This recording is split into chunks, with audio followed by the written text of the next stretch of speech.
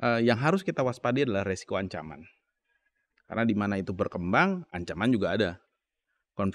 Confirm dia juga akan selalu melihat bagaimana sih sistem itu berjalan dan bagaimana resiko itu akan dimulai. Karena orang melihat, wah ini ada peluang nih. Saya bikin email, tulis, jangan dibuka. What's happen? Pasti dibuka kalau ada tulisan kayak gitu. Ya Penasaran mungkin, soalnya. ya penasaran kan apa? Berapa sering teman-teman ganti password? Berapa sering ada teman-teman itu? Jadi sebetulnya tadi satu password all in one, semuanya di situ.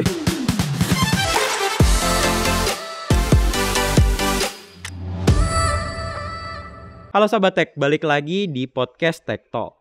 Nah, pada kesempatan kali ini kita bakal membahas sebuah topik nih yang lagi panas di masyarakat Indonesia, yakni soal kejahatan cyber. Ya, seperti diketahui ya, beberapa tahun kebelakangan ini, terutama pas lagi pandemi, tingkat kejahatan cyber itu terus meningkat. Soalnya kan semua hal dikerjakan dari rumah menggunakan internet. Nah, serangan ini bukan hanya terjadi pada masyarakat dengan literasi digital yang rendah saja. Bahkan orang-orang yang memiliki literasi digital, misalnya seperti saya ya, yang lulusan dari universitas yang fokus ke IT, itu juga pernah merasakan serangan cyber. Nah, pada kesempatan kali ini saya nggak bakal sendirian nih ngebahas topik yang satu ini, karena sudah ditemani oleh Pak Doni Kusmandarin sebagai Territory Manager untuk Indonesia di Kaspersky. Gimana kabarnya Pak? Baik Mas. Oke, terima kasih loh Pak udah mau datang ke sini kita ngobrolin soal cyber threat ini Pak. Baik. Oke, sebelum masuk ke topik nih Pak, nggak ada salahnya ya kalau misalnya kita berkenalan lebih lanjut ya. Baik. Nah, bisa nggak Pak menjelaskan gimana perjalanan Pak Doni ini mulai dari kuliah sampai bisa akhirnya bekerja di Kaspersky? Oke. Baik, terima kasih waktunya buat teman-teman. Jadi kalau kita bicara flashback ke belakang nih, saya starting mungkin dari tahun 97.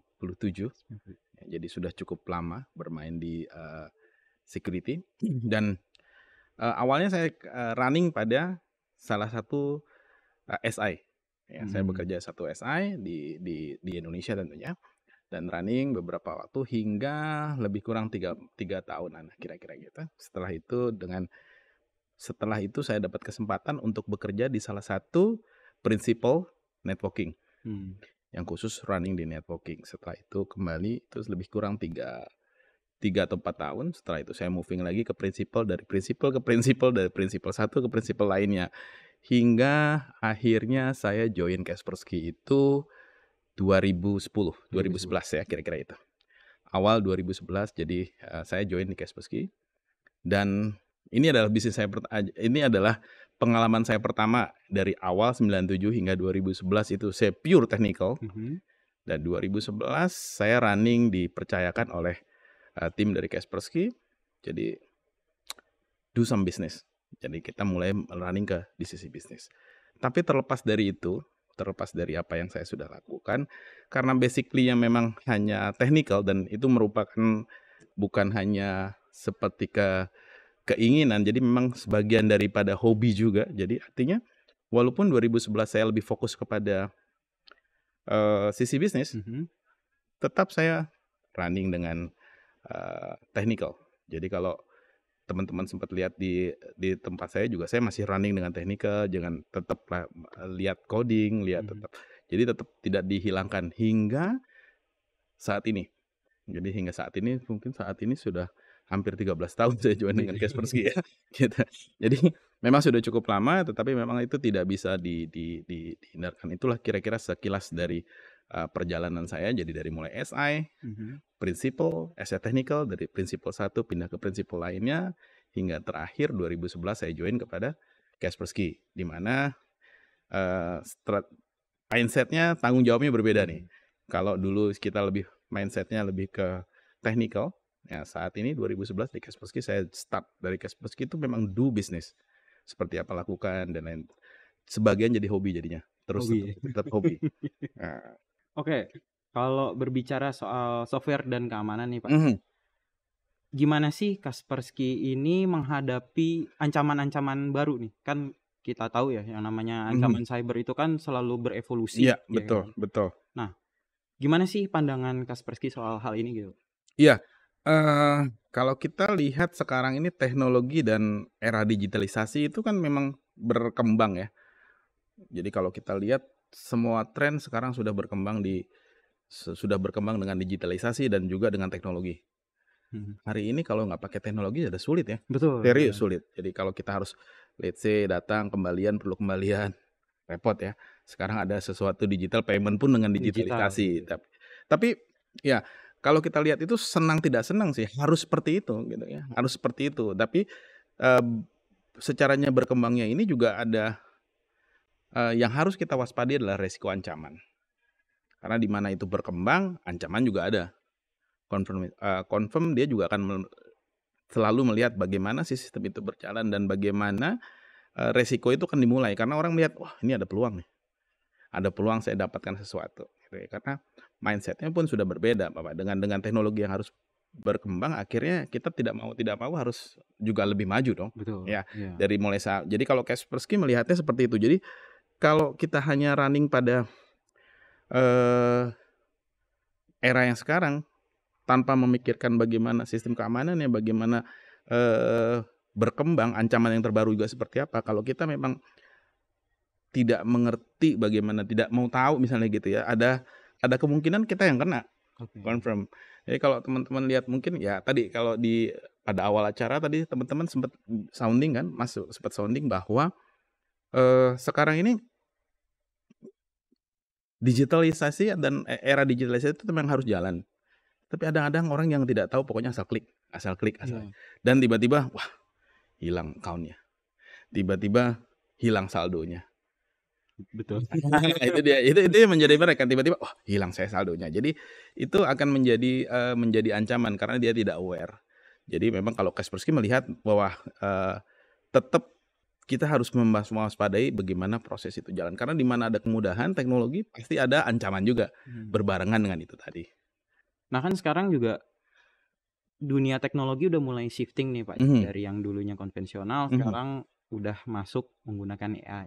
Nah kalau di Kaspersky ini sendiri sebenarnya softwarenya itu sudah mulai memanfaatkan teknologi kecerdasan buatan atau masih bertumpu pada misalnya engineering yang manual gitu. Ya. Jadi kalau kita saat ini mengandalkan hanya pure teknologi manual seperti tahun lalu atau seperti yang tahun-tahun sebelumnya, kita pasti telat. Pasti akan telat. Karena di Kaspersky sendiri itu lebih dari banyak malware baru setiap harinya. Anda nggak bisa bayangkan, mungkin hampir 350.000 lebih, koreksi saya kalau salah, nanti saya akan cek kembali. Itu ada new malware baru setiap hari loh. Bayangkan 350.000. Kalau saya harus monitoring 350.000 1 kali 24 jam, difficult ya. Iya benar. Difficult. Jadi kalau nggak dibantu dengan teknologi yang lain, itu akan sulit. Jadi saat ini kita punya teknologi AI dan dikombin dengan tetap ada manusianya, human-nya. Karena gini loh, AI itu kan intelijen buatan. Betul. Ya, bisa kita lihat sebagai intelijen buatan dan bagaimana tingkat kalau kita sebut sebagai false positive atau kemungkinan kesalahan itu pasti ada. Nah, user ini makanya kita mengcombine antara AI ya, dan manusianya. Karena manusia akan melihat lebih detail bahwa oh ini salah, oh ini false positif, oh ini seperti apa. Tingkat positifnya itu ada palsu dan tidak. Ya, jadi itu harus ada. Tidak bisa mungkin sampai saat ini tidak bisa AI 100% kita serahkan pada mereka gitu. Jadi kalau di Kaspersky sendiri kita punya 2 setting, yang satu AI, yang satu tetap human. Jadi ada R&D yang ada research, ada tim research, ada tim kita researcher yang melihat apakah ini benar atau tidak. Jadi selain AI, kita juga punya tim research. Nah kan keamanan cyber itu udah menjadi tantangan yang kompleks ya Pak. Nah bagaimana Kaspersky ini berkontribusi untuk mengatasi masalah ini dan melindungi penggunanya Pak? Oke. Jadi kalau kita lihat bagaimana Kaspersky melindungi, jadi kita juga melihat bahwa teknologi yang sekarang kita menata ulang perlindungan yang tidak hanya cukup dengan endpoint atau tidak cukup dengan namanya antivirus saja. Ya, karena Karena kalau kita lihat ancaman itu bukan hanya antivirus dan malware. Kalau kita bicara tahun lalu, starting dari saya join di security itu hanya bicara mengenai malware yang tidak merugikan. Tapi saat ini itu sudah money oriented. Karena dia mau dapat sesuatu. Jadi kalau saya melakukan sesuatu, malah ada beberapa grup ya, kayak banyak, kayak kalau kita bicara kayak Lazarus, kayak Karbanak, itu grup ya, bukan perorangan berarti. Bukan perorangan lagi. Jadi sudah terorganisir dan juga mereka juga sudah tidak hanya running satu kali hit dan dia betul-betul serius. Jadi mungkin mereka juga sudah siapkan teknologinya. Jadi kalau kontribusi Kaspersky kisah ini selalu beradaptasi dengan dunia tadi. Jadi grup-grup, dan kita juga kalau untuk yang karena kita punya 2 site ya. Kita Kaspersky itu kalau kita bicara solusi, kita punya 2 yang dari sisi consumer atau kita sebut B2C, dan satu lagi kita sebut sebagai B2B atau yang lebih ke enterprise lah, yang kalau kita bicara perusahaan dan lain sebagainya, dan juga ada yang retail. Nah, kalau untuk yang B2C itu juga kita lihat sekarang teknologinya juga sudah sangat signifikan, dan semua teknologi itu di-combine antara teknologi. Jadi kalau saya ambil satu contoh misalnya, kalau di B2C itu kan orang biasanya takut sama malware. Betul. Iya. Tapi Anda pernah lihat nggak bahwa saya nggak tahu tempat yang lain, tapi ada beberapa kebiasaan dari user, satu account passwordnya itu sama. Sosial media itu, sosial media itu, terus nanti mungkin dia punya email itu, ya kan? Masuk akun kantor juga mungkin sama. Akun itu lagi gitu. Jadi kalau untuk yang B2C mungkin agak susah. Waduh, kalau saya harus hafalkan satu-satu, bisa jadi dia lupa. Iya. Ya. Nah, untuk yang retail, yang untuk consumer ya, itu kita juga punya salah satu solusinya tidak hanya antivirus. Jadi kita juga punya namanya password manager. Jadi dia cukup satu, dia mengenalkan. Jadi kalau misalnya untuk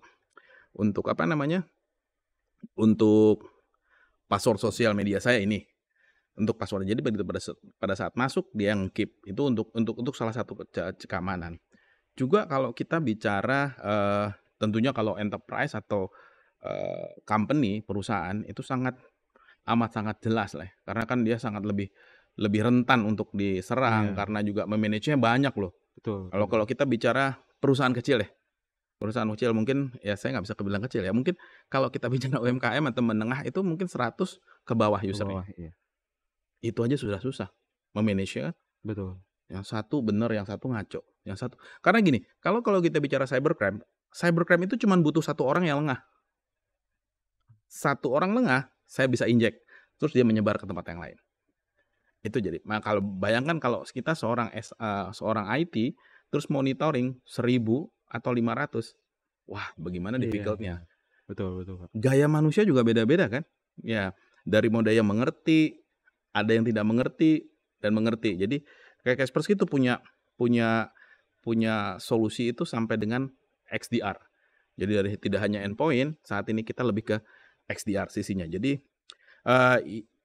kita menggunakan itu sebetulnya dengan teknologi jadi kita punya collect data. Namanya kita sebut Kaspersky Security Network, KSN. Nah, bagaimana KSN itu kerja? Jadi salah pengguna B2B itu secara default akan ditanyakan, apakah Anda pada saat dia install apakah Anda ingin mengkontribusi untuk menginformasikan segala sesuatu temuan di dalam KSN. Nah, jadi kalau dia secara default dia bilang oke, maka dia akan mengirimkan data. Tetapi kalau dia bilang tidak, kami juga tidak paksa, tidak bisa di-load ya. Nah, dengan teknologi itu sampai hari ini mungkin hampir penggunanya tuh sudah cukup banyak, 10.000. Jadi bagusnya gini. Kalau saya join KSN, saya mungkin dengan Mas kan berbeda nih. Mungkin Mas duluan lebih dapat malware-nya daripada saya. Karena mungkin let's say Mas lebih jorok daripada saya gitu ya, contoh. Nah, kalau Anda kena, saya sudah dapat nih informasi mengenai malware yang kena. Saya sudah punya tipikalnya, sudah ada behavior-nya, sudah ada tactical-nya gitu. Jadi saya sudah punya itu. Informasi itu udah jadi. Jadi pada saat saya mengakses file yang sama yang Mas attack tadi ya, saya sudah punya antisipasi walaupun saya belum punya signature database-nya. Saya sudah dikonekkan dengan KSN bilang, "Oh, ini jangan diprotek, jangan diakses karena ini sudah berbahaya." Itulah untungnya kalau kita join KSN. Kita menginformasikan data dan data itu juga berguna untuk kita karena kita punya ruang lingkup tim yang sudah saling share. Nah, gitu. Berarti kalau KSN itu real time ya Pak? Misalnya misalnya ya kita let's say lah saya mengakses dari satu situs yang tidak terpercaya terus tiba-tiba ada malware jenis baru terus saya kena. Betul. Terus detik saya kena itu berarti di endpoint user lain langsung sudah terdeteksi. Menginformasikan. Ya, sudah menginformasikan dan akan ditaruh di landscape di kita punya KSN. Mungkin kalau ada kesempatan bisa ditampilkan kita punya ada cybermet.kaspersky.com. Teman-teman boleh ditampilkan? Bisa ditampilkan di layar mungkin. Nah, ini adalah satu teknologi yang kita miliki sekarang, KSN CyberMet. Ini apa ya? Ya, betul. Jadi ini kita bisa, ini real life. Jadi ini adalah bentuk daripada KSN. Kalau teman-teman bisa lihat bahwa saat ini kita akses dan ini adalah real time. Ini real life. Jadi kalau lihat bagaimana attack-nya, bagaimana running-nya, apa yang di-attack, melalui apa. Jadi kalau kita lihat ada yang screen warna pink itu adalah IDS, ya, intrusion detection. Ada MAV. Biasanya kita akan fokus pada mail antivirus. MAV berarti. Ya, MAV dan web antivirus. Nah, ini yang harus kita lihat. Dan ini betul-betul attack real life. Jadi kalau kita lihat saat ini mungkin USA itu 3 terbesar ya. Jadi saat ini peringkat ketiga di dunia. Boleh diganti ke Indonesia nggak? Coba bisa Indonesia, kita lihat Indonesia keberapa? Oke. Indonesia adalah peringkat ke-12 saat ini. Jadi kalau teman-teman lihat bahwa peringkat ke-12 Indonesia ini adalah sangat cukup signifikan dan attack-nya kemana. Kalau dilihat itu kita bisa lihat source-nya dari mana, source attack-nya itu dari mana, ke kita itu di mana, either Jakarta, Surabaya, wherever, di mana posisi si orang itu ada. Nah, ini adalah KSN. Nah, ini yang digunakan oleh kita untuk meng-share informasi seluruh pengguna di dunia. Jadi kalau sudah dapat di US, confirm, begitu masuk ke Indonesia pasti confirm. Ya, umumnya tuh ada Surabaya pasti, terus ada lagi ini berubah ini setiap hari berubah dan kalau kita lihat dia selalu berubah. Iya. Kalau rajin sih setiap hari liatin ini sih, tapi kalau saya pusing sih.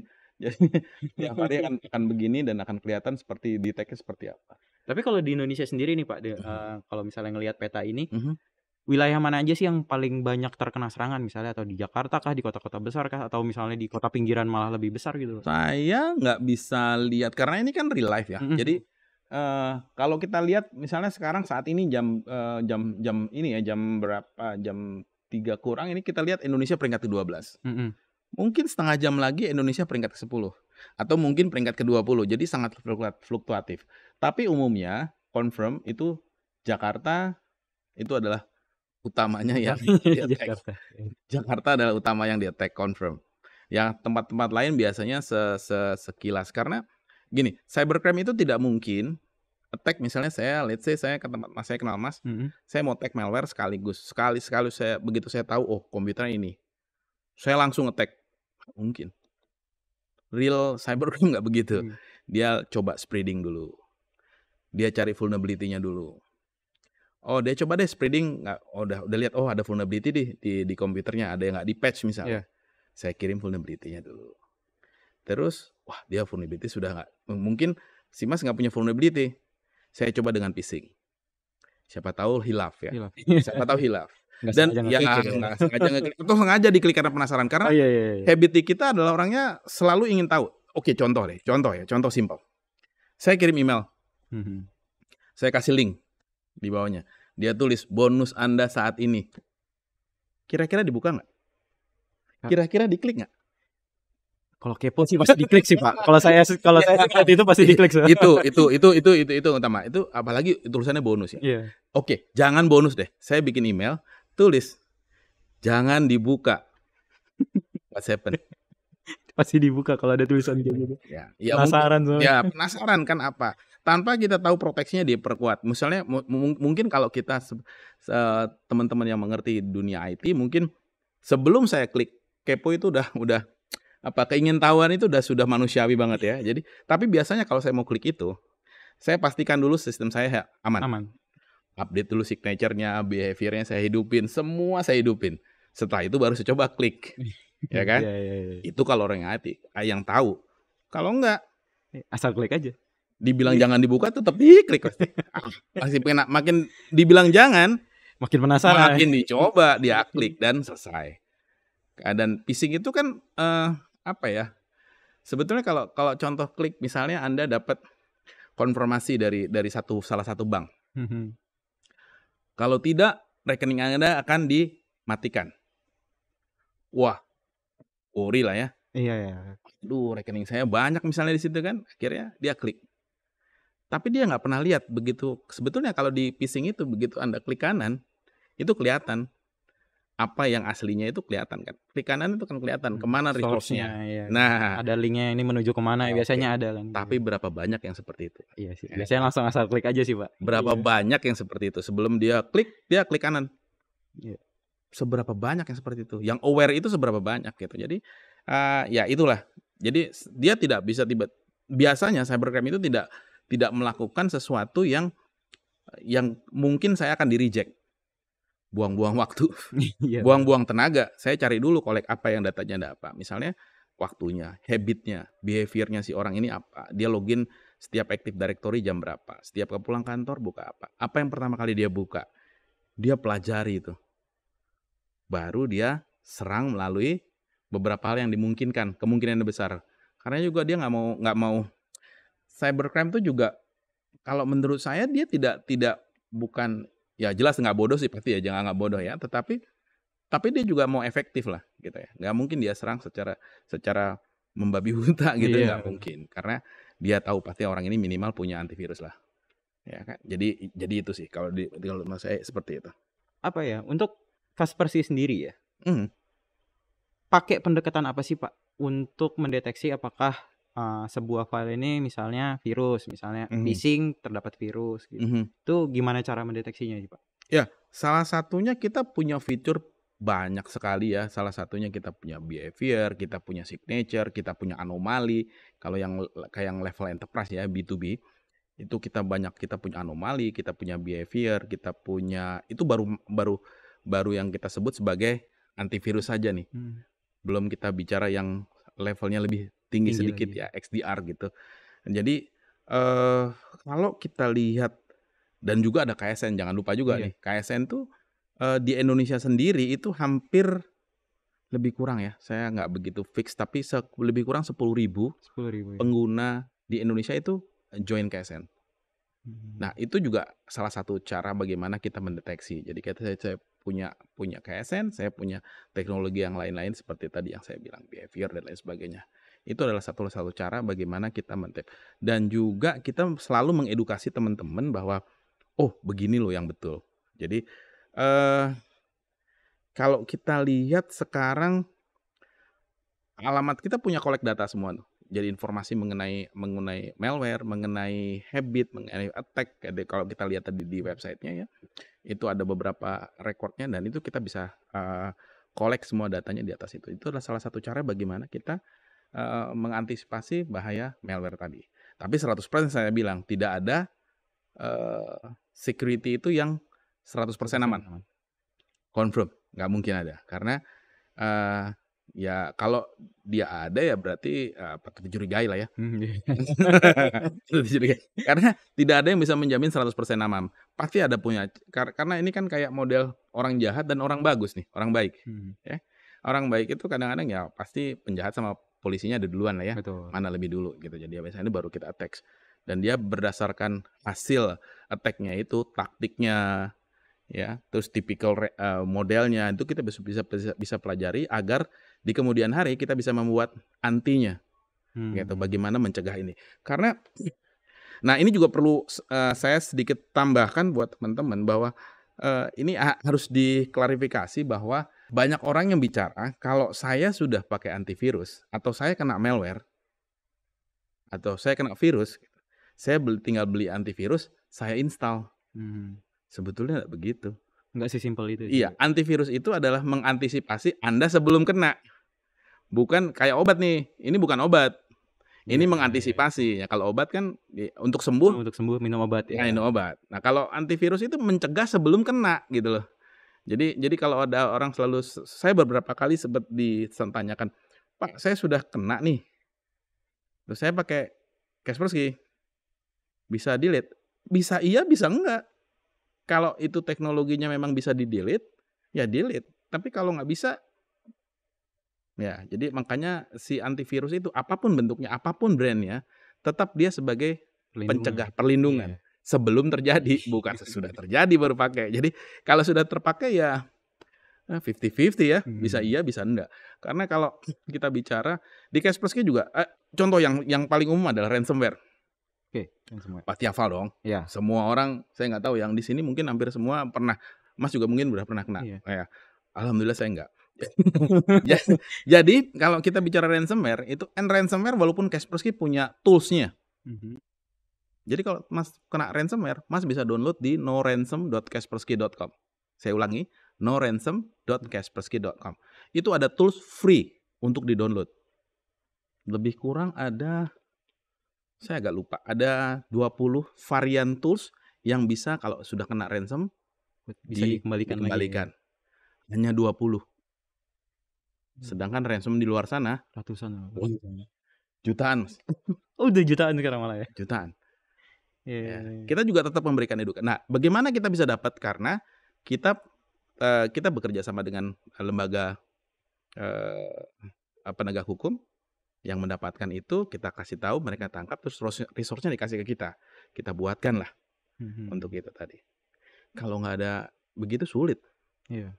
Ya, sesimpel apa sulit. Jadi ya itu tadi, kalau kita bicara ransomware, hampir semua teman-teman punya ransomware dan mudah-mudahan sih tidak semua teman-teman kena ya. Tapi saya pikir ada beberapa teman-teman yang sudah sempat merasakan. Ya, sudah merasakan. Walaupun saya sengaja sih, Pak. Penasaran. Gimana sih gitu rasanya ya? Ya, ternyata sakit. Nggak bisa ngakses file itu, rasanya sakit, Pak. Iya. Jadi oke, sekilas mungkin sedikit trip buat teman-teman, kalau buat teman-teman pendengar atau siapapun, kalau Anda sudah punya, yang paling penting adalah pertama Anda pergunakanlah antivirus atau anti malware apapun. Dipergunakan lebih baik daripada tidak sama sekali kan? Mau yang apapun terserah. Yang kedua, backup. Iya. Backup, please backup. Nah, yang ketiga itu update. Antivirusnya update ya, kalau nggak percuma juga ya. Iya, ya kan? Update, selalu update. Jadi itu 3 poin yang paling penting, basic dasar para pengguna komputerisasi saat ini. Itu harus dilakukan. Jangan misalnya backupnya ditaruh tempat yang sama juga. Kan ada yang begitu kan. Ya, entah mau ditaruh di mana lah ya gitu. Jadi paling tidak Anda punya backupan terpisah. Kalau kena ditaruh dalam komputer yang sama dan dia kena semua lah. Iya, benar. Confirm. Nah, jadi beberapa teman-teman juga seperti itu. Pak, saya udah backup Pak. Oh, tapi bagus. Di hard disk yang sama. Begitu kita cek, di mana? Di sini, Pak. Selesai. Ya sama aja. Oke. Ya, itu sedikit tips dari saya untuk handling ransom. Karena ransomware itu tidak bisa terlihat kapanpun dan bagaimanapun. Jadi kita nggak tahu apa teknologi apa yang digunakan dan sangat-sangat variatif. Dan ini akan menjadi tren terus. Setiap tahun ke tahun pasti menjadi tren. Confirm sampai dengan tahun depan pun prediksi saya pribadi itu tetap akan jalan. Tetap akan running. Karena ya, kembali lagi ya. Secara komersial itu menguntungkan. Karena kan ada beberapa orang yang misalnya gini loh. Ada kena ransom. Tiba-tiba silakan hubungi ini, saya akan gantikan, saya akan berikan tools-nya, script-nya. Terus karena kita sudah panic mode, apalagi ini urusannya nilai database gitu ya, atau enggak usah database lah, dokumen penting gitu ya. Daripada saya ngulang lagi, saya juga lupa isinya apa, saya bayar. Padahal belum tentu itu akan diberikan. Iya, tuh. Kalaupun diberikan, dia akan config ulang. Anda ter-encrypt lagi. Nah, jadi wah itu harus hati-hati deh. Kira-kira itu. Kalau jenis-jenis malware sendiri nih Pak, antara misalnya kan hacker itu kan nggak berbasisnya kan nggak di satu negara aja gitu. Ya, Misalnya ya. ya kita sebut aja lah ada di Rusia, di Amerika, dan di beberapa negara lain. Nah itu ada nggak sih Pak ciri khas khusus gitu loh, tipe-tipe malware yang kayak domestik gitu loh, lebih kayak di Rusia kayak gimana, di Amerika gimana, di Indonesia gimana, ada nggak sih Pak perbedaan Oke. atau karakteristiknya? Ciri khas masing-masing sih enggak. Ciri khas itu kalau dikatakan apakah di negara ini punya ciri khas khusus? Enggak. Karena cybercrime itu kalau kita kena malware, itu kita bicara lagi sudah, karena kalau kita bicara internet nggak ada batas dong. Iya, betul. Sekarang di Indonesia, mungkin 2 jam lagi atau 2 menit lagi saya sudah di Singapura.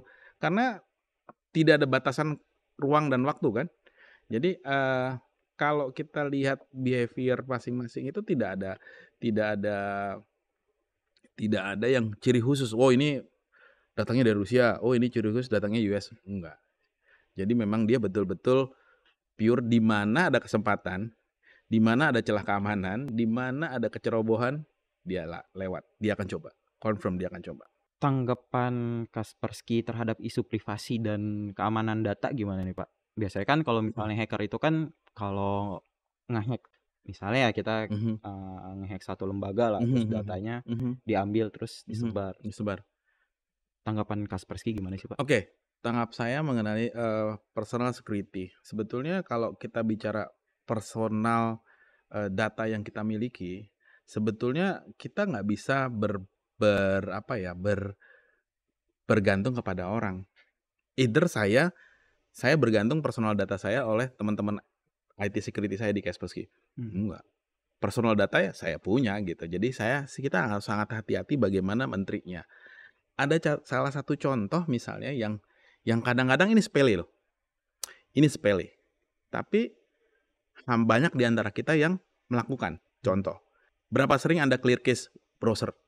Kalau saya sih seminggu sekali. Oh, penting soal itu. Ini yang sudah tahu IT aja masih seminggu sekali loh, ya kan?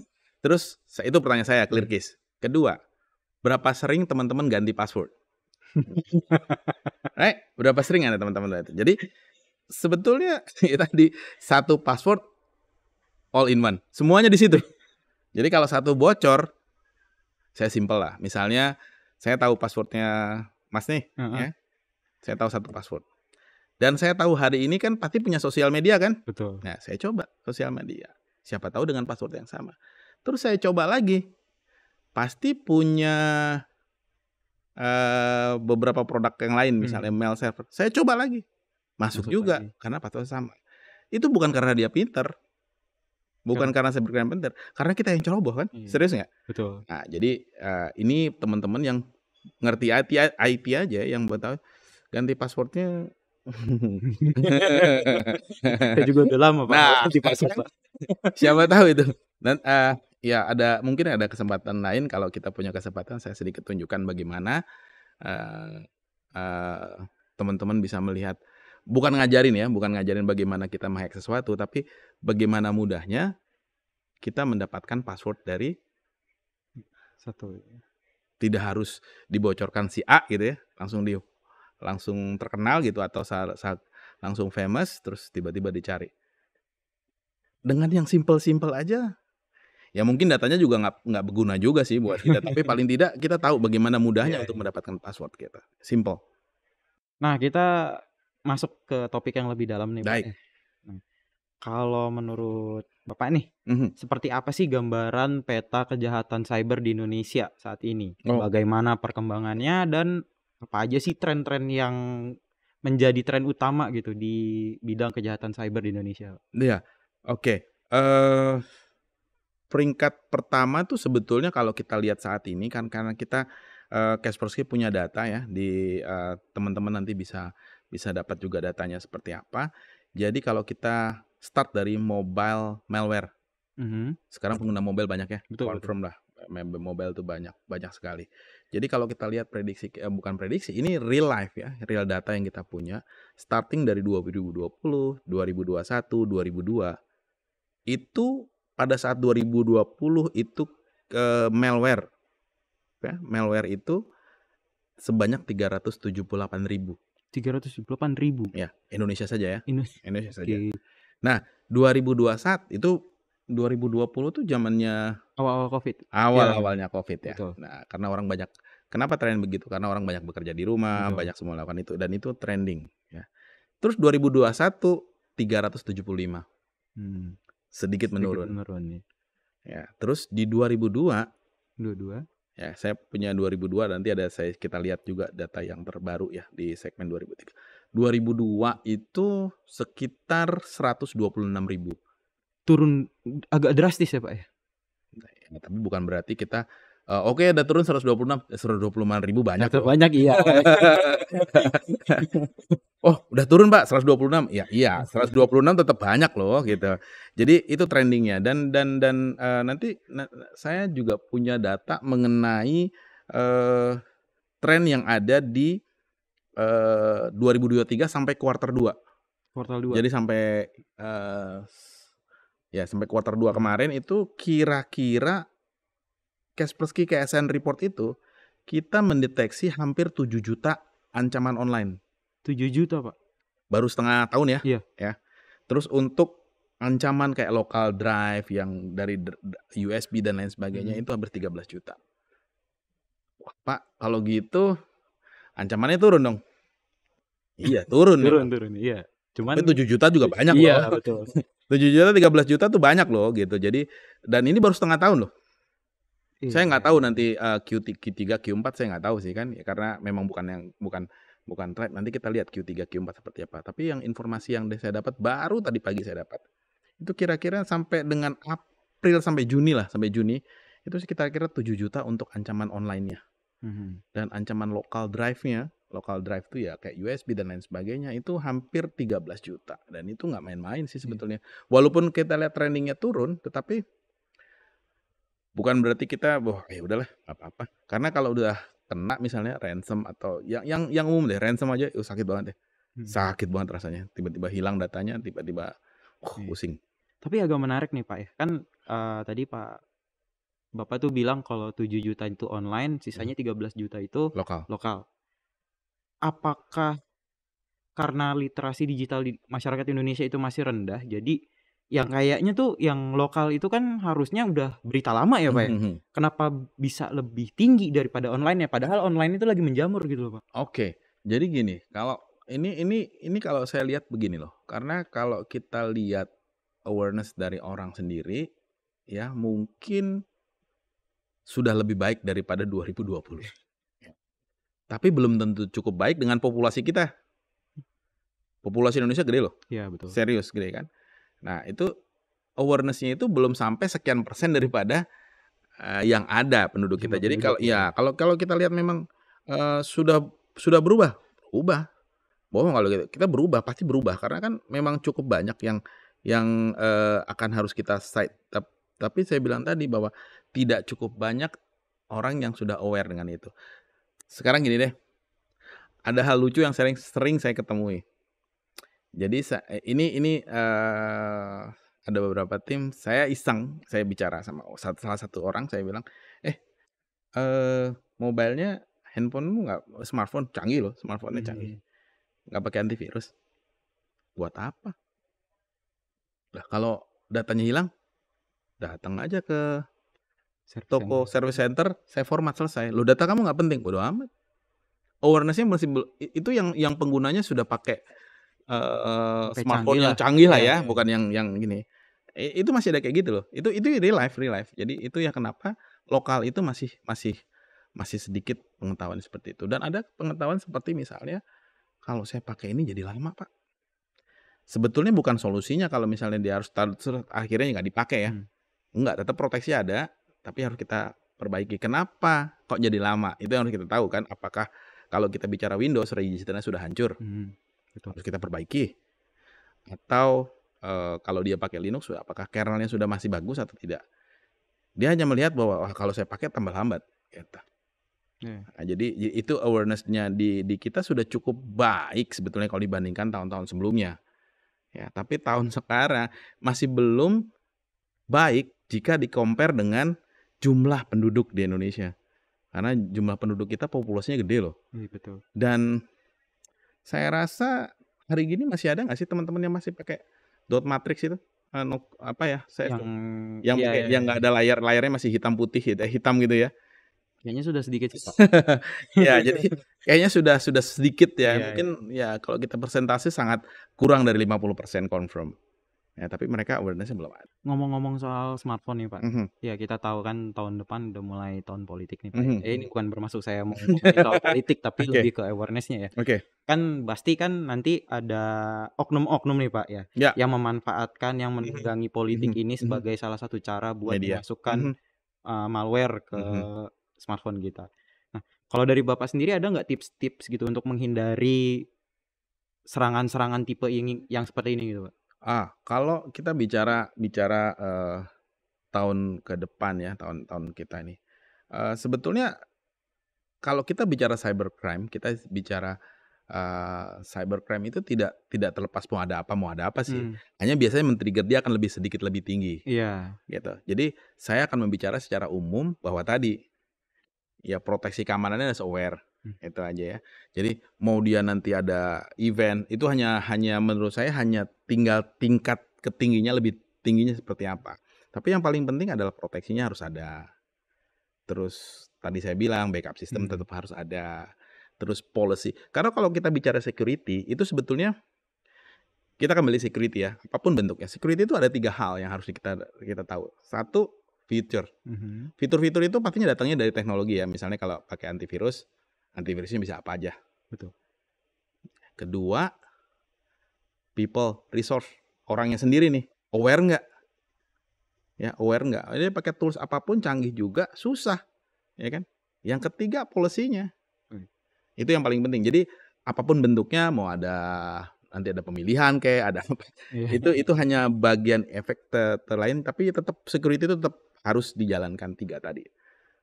Fitur teknologinya, orangnya, dan policy-nya harus dibuat. Itu aturannya. Itu yang harus dilakukan sih. Ngomong-ngomong soal kejahatan cyber nih, kalau dari pandangan Bapak sendiri apa sih yang menjadikan motif si oknum-oknum ini menjalankan aksinya gitu, Pak? Motifnya kalau saya lihat daripada zaman dulu karena seperti saya sampaikan, saya mulai dari tahun 97, jadi trainingnya bergeser sih. Kalau dulu inginnya famous, namanya ada. Kalau sekarang lebih ke finansial. Finansial ya? Ya, finansial. Karena ini bayangkan kayak seorang cybercrime itu bisa membuat satu grup namanya Lazarus. Itu nggak satu orang, isinya banyak. Dan ada satu lagi Carbanak. Carbanak itu juga ya saya sampaikan, misalnya di Carbanak itu datang satu ATM, temannya tempat lain yang itu hacking, terus tiba-tiba dari ATM-nya keluar tanpa memasukkan tanpa pakai kartu, bisa langsung keluar gitu aja. Diam aja begini. Bisa dicek nanti Carbanak, ada teman-teman kalau itu banyak kok di sosial media, banyak Bapak bisa lihat caranya bagaimana Carbanak. Saya akan tunjukkan bagaimana videonya. Itu videonya datang dari CCTV direkam, dan itu kelihatan. Jadi mereka duduk aja diam, keluar. Dia cuma sebutkan di mesin ATM-nya itu ada nomornya, terus dia kasih tahu temen yang duduk di belakang meja untuk menghack. Selesai dihack, dia tinggal ambil uangnya. Berarti kan perlu orang banyak dong. Satu cybercrime yang di depan meja, satu orang yang nongkrong di depan untuk ambil duitnya. This happen. Ya, itu jadi memang lebih ke komersial. Bagaimana seorang itu punya grup sekian banyak, bisa lihat masing-masing usernya, tahu bagaimana dia harus bekerja sama. Jadi kalau tidak ada bayaran, saya rasa nggak ada yang mau lah. Ya kan? Ngapain nongkrong itu, resikonya juga gede. Iya. Nah kan malware ini kan bukan malware. Apa namanya, cyber attack ini kan pasti bakal terus berkembang ya. Kalau prediksi Bapak soal masa depan nih, serangan-serangan apaan aja yang bakal berkembang gitu Pak di masa depan? Selain misalnya kayak ransomware atau malware gitu, ada lagi nggak nanti teknologi baru gitu? So far sih pasti akan ada teknologi-teknologi baru yang dia punya trik, karena ya dia tuh selalu melihat begini loh. Kalau cybercrime itu kan melihat bahwa bagaimana dia punya celah dan mudah diakses. Itu yang paling penting. Ada celah dan mudah diakses. dan mudah diakses. Karena nggak mungkin mereka tuh starting dari yang sulit. Betul. Nggak mungkin. Walaupun dia secanggih apapun, dia akan coba yang lebih mudah dulu kan. Dia kan lebih mudah. Jadi selama ke depan menurut saya ransomware pasti ada. Malware yang lain yang lebih tricky sudah ada. Dan juga jangan lupa nanti juga akan ada, sekarang juga sudah ada ya. Jadi mereka menginjek atau memakai trusted software. Misalnya software yang lain yang sudah terpercaya nih misalnya gitu ya. Nah, dia akan injek di dalam situ. Oke. Jadi kita nggak tahu, ya agak sulit bahwa ini betul atau ada sesuatu gitu. di dalamnya. Berarti kayak trojan gitu ya, Pak? Betul. Jadi itu akan menjadi tren di feeling saya kan menjadi tren karena kita lihat beberapa waktu yang lalu ya, hampir saya rasa 3 tahun yang lalu itu pasti teman-teman sudah dengar. Jadi ada salah satu brand ya sound card-nya itu, driver sound card-nya dia pakai malware untuk itu.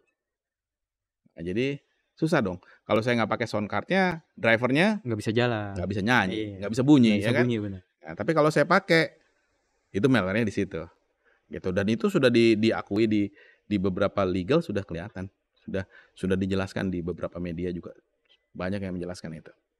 Nah, kalau teman-teman pernah dengar lagi, ada salah satu aplikasi virtualisasi yang tiba-tiba di-attack oleh malware. Mana pernah sih kita berharap bahwa saya punya virtualisasi nih dihajar. Iya.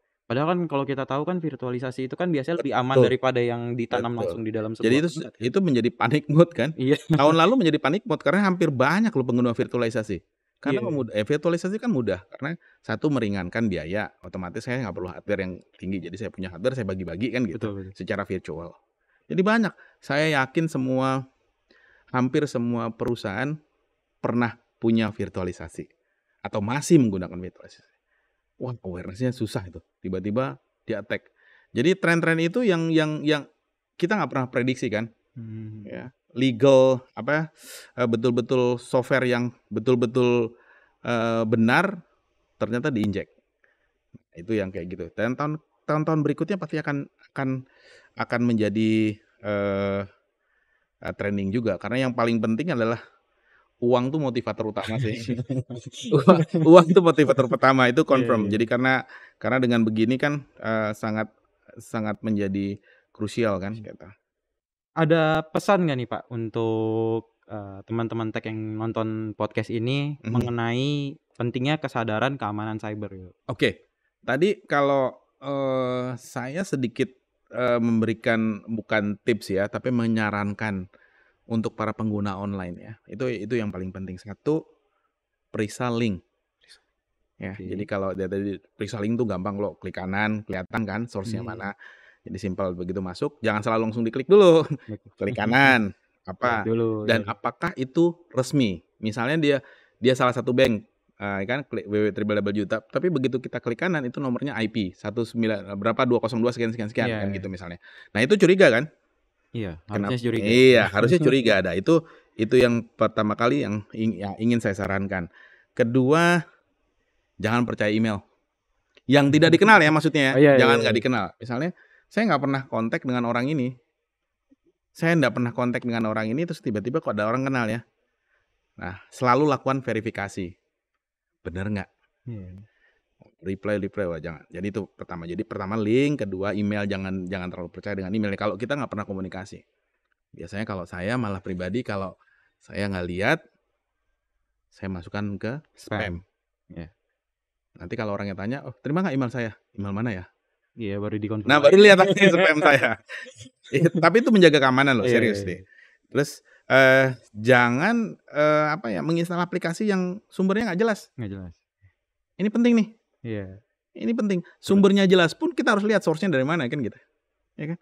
Jangan ada aplikasi mudah, install. Wah, gue pakai ini ya saya install. Jadi jangan selalu install. Install aplikasi itu boleh, install aplikasi nggak ada masalah, tapi kita harus tahu di mana nih problemnya.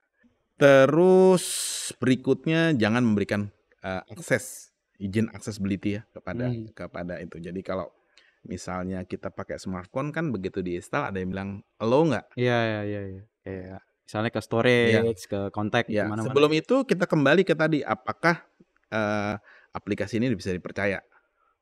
Lihat reviewnya aja deh. Nah, lihat reviewnya nih, lihat reviewnya banyak nggak yang pengguna banyak. Dan juga jangan kasih. Jadi biasanya kalaupun terpaksa kita ngakses lakukan, kita hanya lakukan jika file ini digunakan. Kalau saya buka aplikasi kan terlalu gitu ya, kalau di smartphone, teman-teman pernah install, begitu install kan tanya mau di allow nggak? Atau allow pada saat menggunakan aplikasi ini aja. Lebih baik Allow pada saat menggunakan. iya. Kalau nggak digunakan jangan. Jangan. Ya, karena menghindari background. Nah, ini menarik nih untuk kita bicara mengenai pengguna WiFi. Karena WiFi ini menarik karena kalau dulu kita lihat trennya ya, pada saat kita mau ke kafe atau kita mau ke salah satu restoran, pasti ditanya makanannya apa. Iya. Sekarang kalau kita mau ke kafe, Nah, pasti orang nanya ada Wi-Fi-nya Wi-Fi-nya nggak? Iya, betul. Itu yang menarik. Oke, sebetulnya gini, kalau oke, untuk khusus bagi pengguna rumahan atau personal ya yang menggunakan WiFi, sebetulnya karena susah sekarang ya kalau tidak bilang tidak pada WiFi itu agak susah ya, karena kan semua orang pasti butuh terkoneksi dimanapun. Nah, saran saya kalau teman-teman login kepada WiFi publik ya, walaupun kafe ataupun yang itu, gunakan koneksi VPN. Pakai VPN ya? Ya, itu salah satu cara untuk mengantisipasi di-intercept datanya. Ya, mungkin ada beberapa orang, "Pak, kalau kita menggunakan VPN gitu ya, atau kita menggunakan itu pasti jadi jauh lebih lama." Kalau menurut saya, problem lebih lama, tapi aman, atau cepet tapi nggak jelas. Iya, betul. Gitu, kita nggak tahu siapa bisa intercept. Apalagi kalau melakukan transaksi dengan transaksi perbankan dengan WiFi online. Waduh, saya sih belum pernah sih melakukan, sumpah, saya belum pernah. Saya belum pernah melakukan itu. Jadi, kalaupun harus terpaksa melakukan itu, kita harus menggunakan VPN, confirm. Dan VPN-nya juga harus terpercaya lah ya. VPN yang harus, kan banyak juga VPN terbuka dan lain sebagainya, open. Dan nah, yang berikutnya itu adalah ya jalankan sistem pergunakanlah antivirus, anti malware, apapun itu. Saya nggak bicara harus menggunakan Kaspersky, apapun itu. Pergunakan better daripada tidak pergunakan sama sekali ya kan, artinya ya kalau dipergunakan akan lebih bagus, paling tidak ada antisipasinya. Kalau bebas, waduh bebas banget tuh. Jadi kayak orang lapang dada aja gitu ya. Kita coba. Ya itu poin-poin yang untuk pengguna komersial atau pengguna komersial yang harus ditekankan. Artinya harus diwaspadai. Nah, untuk penggunanya tentunya kan tadi itu komersial. Kita bicara yang umum lah, pengguna rumahan ya. Dan kalau bagaimana dengan pelaku bisnis gitu. Pelaku bisnis ya. Nah, tentunya kan sedikit berbeda, walaupun tadi poin itu tetap dilakukan, antisipasinya ya publik dan lain sebagainya yang saya sebutkan tadi di atas itu sudah perlu juga dilakukan, misalnya kayak periksa link, jangan percaya email ya, jangan install aplikasi yang aneh-aneh gitu ya. Nah, selanjutnya juga untuk pengguna bisnis atau enterprise ya, itu selalu coba cari tahu informasi. Kan sekarang banyak nih informasi yang terpercaya tuh banyak loh. Mengenai salah satu acara kita hari ini gitu, kita ngobrol mengenai bagaimana tipsnya, bagaimana menggunakan, selalu memantau keamanan cybernya, trennya seperti apa, globalnya seperti apa, agar mereka bisa mengantisipasi kalau itu terjadi pada dirinya sendiri. Terus juga yang paling penting nih, membuat security awareness kepada seluruh karyawannya. Karena gini, kan tadi saya sempat sampaikan bahwa cybercrime itu cuma perlu satu orang yang lengah untuk menghajar satu company. Gitu. Iya kan? Satu company. Jadi analoginya seperti ini. Misalnya satu perusahaan sudah bikin ada firewall di depannya, ada apapun di depannya ya kan? Ada apapun di belakang. Ada satu orang karyawan masuk ke sini dengan laptopnya, karena dia tidak diperbolehkan melalui firewall, internetnya nggak bisa karena dijagain semua, nggak boleh kesini, nggak boleh kesini, nggak boleh kesini. Ada satu orang yang lengah lah gitu ya. Ada satu orang yang pikir, terus apa kepikirannya biasanya? Saya tethering dari mobilenya. Iya. Clear nggak? Iya. Satu sisi laptopnya connect ke dalam HP, tethering keluar. Satu lagi networknya masuk ke dalam network. perusahaan. Iya betul. Saya jaga di depan juga, sini ada lubangnya. Clear ya? Iya. Sih. Ya, jadi memang ya, jadi itulah pentingnya kita melakukan cyber security awareness kepada si para pekerja. Tidak harus dengan IT, karena kan ya mungkin nggak tahu ya, mungkin ada beberapa orang nggak ngerti lah. Oh, tethering saya, betul tethering saya. Dari sini sudah dijaga, di sini lolos. Di sini lolos, nyebar ke yang lain-lain. Itu yang menjadi, makanya saya bilang tadi bahwa cukup satu orang yang lengah untuk mengotori yang lain-lain gitu. Karena celahnya itu. Ya, yang berikutnya adalah kebijakan policy, kayak saya bilang.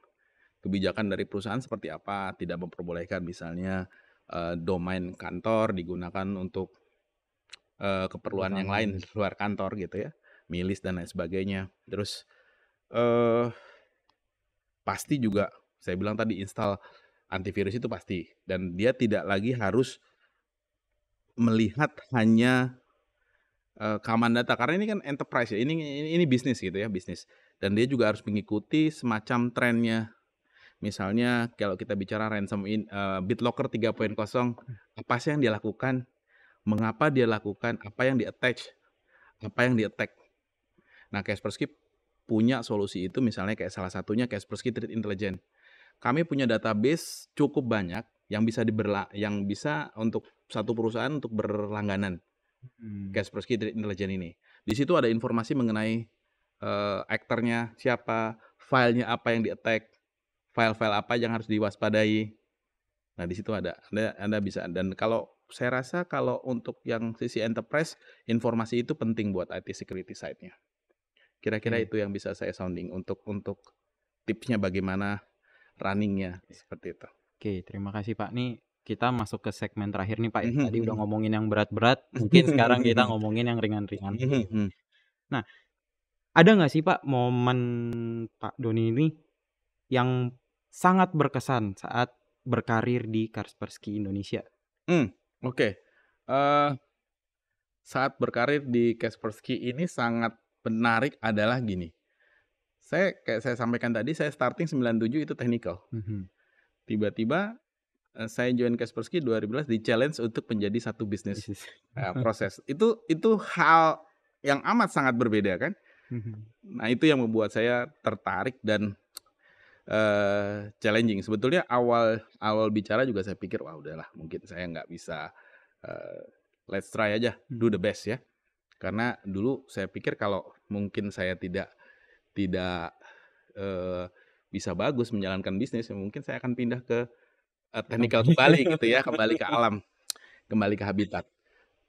Tapi ternyata so far increase. Jadi dari, kalau kita bicara 2011 saya join itu, Indonesia itu, Kaspersky Indonesia itu numbernya cuman nomor 4 di Asia Tenggara. Saya join 2014 itu kita selalu nomor 1 sampai hari ini di Asia Tenggara. Jadi kayaknya belajar 3 tahun cukup bisa ngikuti bisnis.